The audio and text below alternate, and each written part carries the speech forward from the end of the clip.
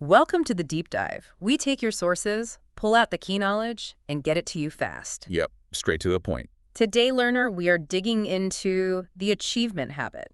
It's by Bernard Roth, a Stanford engineering professor. Right, and he's been looking at personal transformation for decades, but through this interesting lens of design thinking. Design thinking. So like applying problem solving from engineering to, well, life itself. Exactly that. Our mission here is really to unpack his core ideas, figure out how you can close that gap between, wanting to do something and actually doing it. Leading to a hopefully more fulfilling life.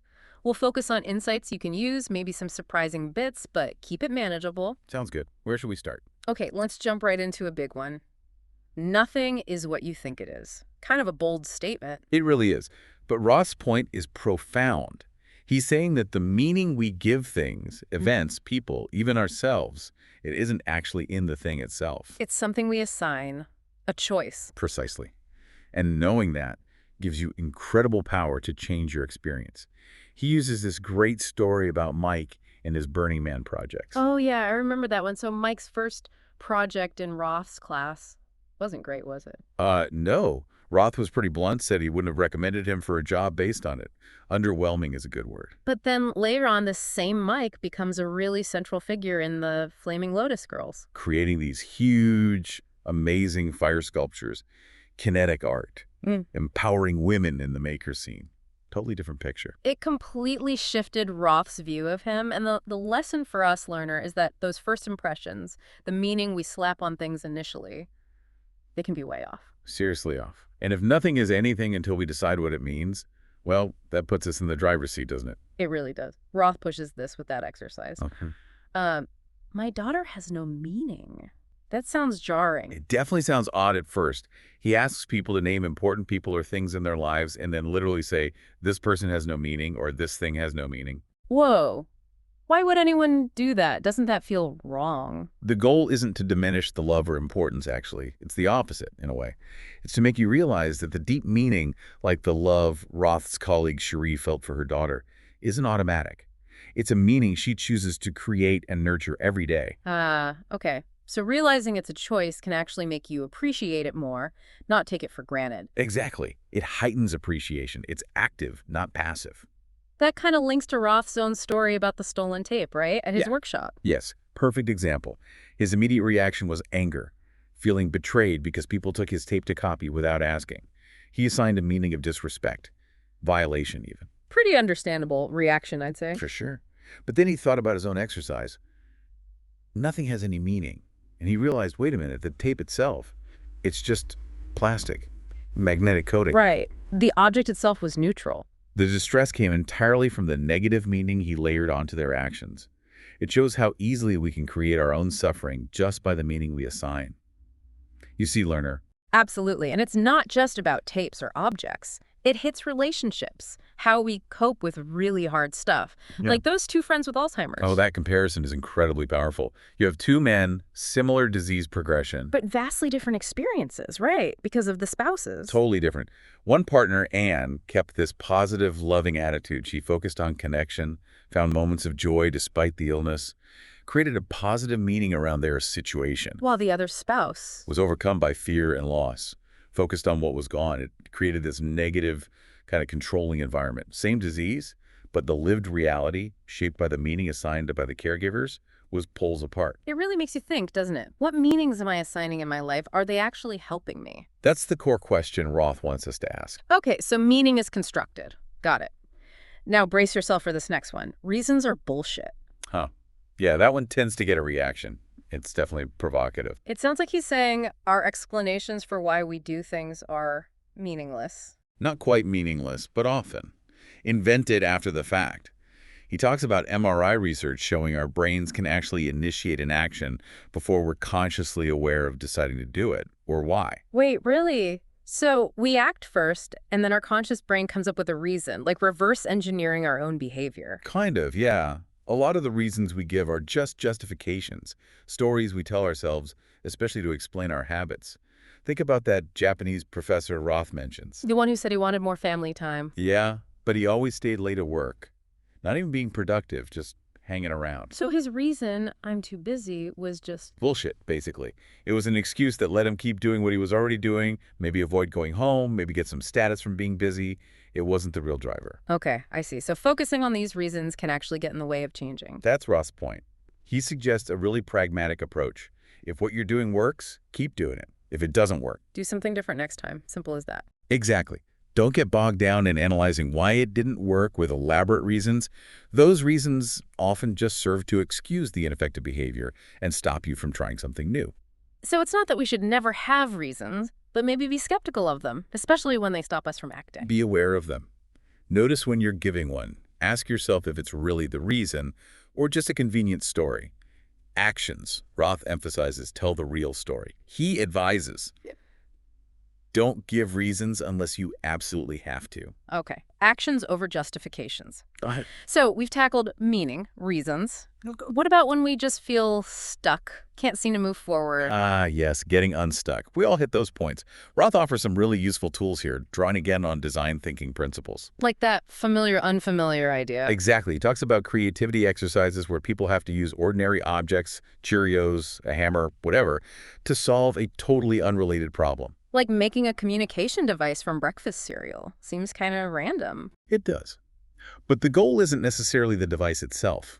It's about forcing your brain to break its usual connections, to see familiar things, the Cheerios, the problem, in a completely new light. It shakes you out of your rut. Disrupts the pattern. Makes sense. Yeah. What else helps? There's the story of Environmental Doug. This guy started out just noticing litter and thinking, someone should clean that up. Passive observer. We've all been there. Right. But then he started doing it himself, just picking up trash. And people noticed, they thanked him. He started organizing cleanups. And his whole self-image changed. He went from someone who sees a problem to someone who solves it. Precisely. The action and the positive reinforcement literally redesigned his identity. He wasn't stuck being the guy who just wished things were cleaner anymore. That's powerful. But sometimes being stuck feels more internal, like an emotional reaction we can't shake. Roth talks about fight or flight, right? Yes, the limbic system hijacking. Yeah. That primitive part of our brain reacting to perceived threats. And the key is, you react to emotional threats sometimes as if they're physical ones. Like road rage. Someone cuts you off, and you feel this intense anger, this urge to retaliate. Exactly. That's your limbic system kicking in. But reacting aggressively isn't usually the smartest or safest move, is it? Definitely not. Ah. So how do we handle that hijack? Roth mentions neuropsychologist Rudy Tanzi's 4 steps. Yeah. It's really practical. First, stop. Just pause. Don't react immediately. Okay, stop. Then. Breathe. Take a conscious breath. It helps calm the physical response. Third, become aware. Notice what you're feeling, physically and emotionally, without judgment. Just observe it. And fourth. Recall a happy memory, something positive. This actively shifts your brain state away from the threat response. It's like hitting a reset button. Stop. Breathe.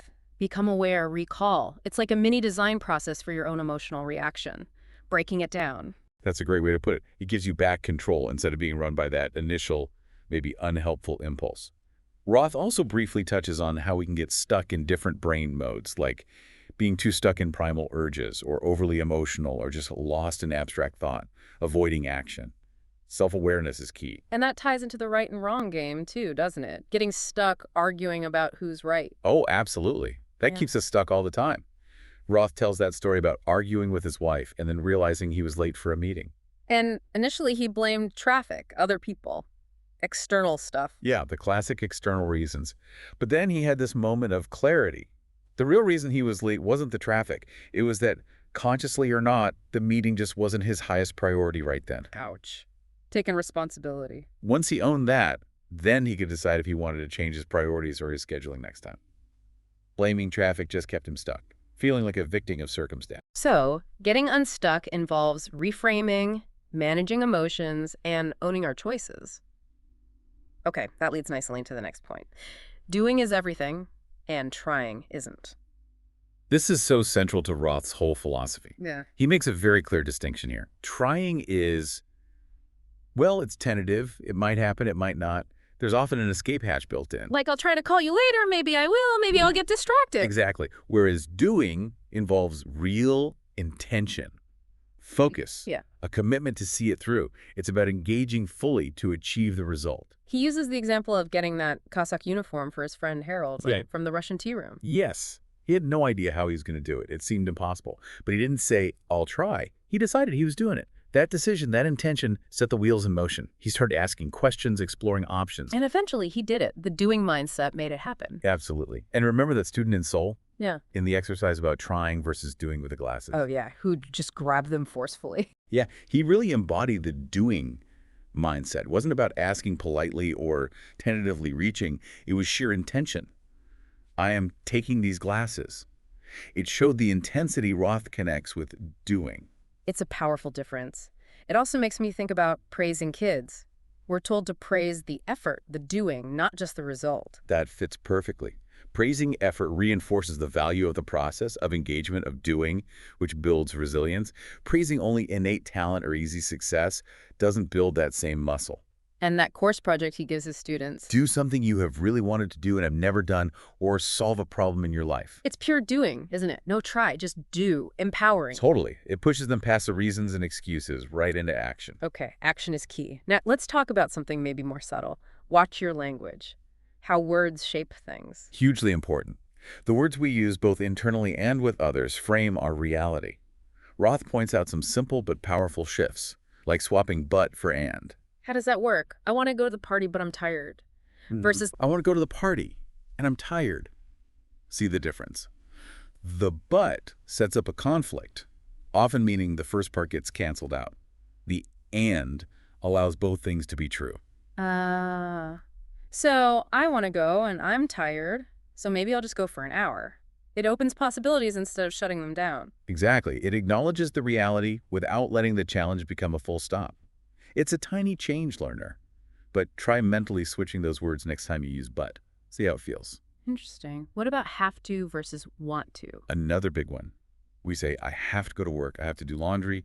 Roth suggests verbalizing those have-tos and then consciously reframing them as, I want to. Even if you don't really want to do the task itself. Well, you usually want the consequence or the reason behind the task. You want to keep your job, so you go to work. You want clean clothes, so you do laundry. You want to graduate, like Oscar with the math class. Right. He reframed, I have to take math into I want to take math so I can graduate and study what I love. It shifted his whole feeling about it. It puts the choice back in your hands. It reminds you that usually you are choosing this, even if it's choosing the lesser of two evils. It's empowering. Okay. And can't versus won't. Similar idea. Yeah. Can't often implies powerlessness. I can't make the meeting. Why not? Maybe you could move mountains, but you choose not to. Won't acknowledges that choice. I won't make the meeting because I'm prioritizing something else. More honest, maybe. More honest, and again, more empowering. It owns the decision. Roth also makes quick points about using assist instead of help sometimes, as helping can imply superiority, and how should statements often just make us feel guilty or judged. And in conversations, he suggests avoiding why questions. Yeah, because why did you do that can sound accusatory. He prefers I statements to express your own feelings directly. I felt hurt when, rather than why did you hurt me? Less blame, more communication. He also mentioned generative questions. Right, questions aimed at sparking thought and dialogue, not just getting a specific answer. Asking with genuine presence and care is key. Context matters too, how words land, and that yes but response. Ah, the classic yes but. Often Roth says, that means the person doesn't really want your advice right now. They want to be heard. Like the wives sharing cold remedies, it wasn't about the best cure, it was about connection. Exactly. Empathy first, solutions later if asked. So language is a powerful tool we could wield more consciously. Absolutely. Okay, final big area. Self-image by design, how we see ourselves. This ties everything together, really. Roth argues strongly that our self-image dictates so much of what we achieve, or even attempt. If you see yourself as someone who does things, you're more likely to, well, do things. So we need to be aware of our current self-image. He suggests looking at role models. Yeah, who influence you? Positively, negatively. How did your image of yourself form through family, school, relationships, work? But he warns against just copying others. Don't be a second-rate replica. Right. Create your own unique synthesis. Understand that self-image covers your body, emotions, actions, thoughts, the whole package. How do we get a clear look at it? He had an exercise. Listing words you use to describe yourself. Then, maybe bravely asking trusted friends or family how they would describe you. See where the descriptions overlap or differ. It can be quite revealing. And that idea about having, doing, or being, like with teaching? Oh, that's a fascinating distinction. Is teaching something you have, a job, something you do, an activity, Yeah. part of who you fundamentally are, your being? Knowing the difference for key parts of your life clarifies your self-image. Makes sense. What about the guided tour exercise? Imagining a house. That's a projective technique.